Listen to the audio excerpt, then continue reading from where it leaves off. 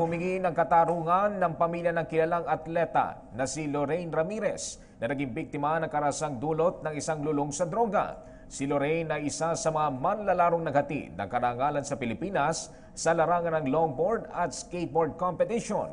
May report si Dayan Querer.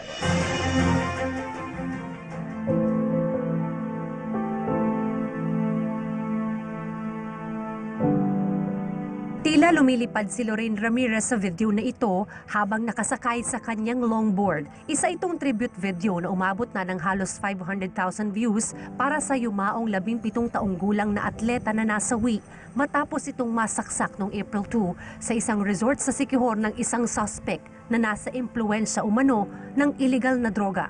Sa burol ni Lorraine sa Barangay Rizal sa Makati, nakadisplay ang mga medalya at tropeo na nakuha nito sa mga lokal at internasyonal na kompetisyon sa longboard at skateboard.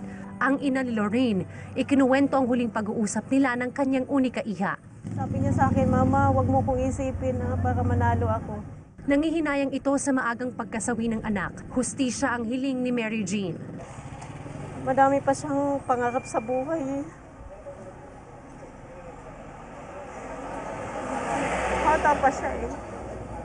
Gusto ko po makamit yung justisya para sa kanya. Ang naiwang boyfriend naman ni Lorraine, nagpahayag rin ng matinding galit sa nangyari sa kanyang girlfriend.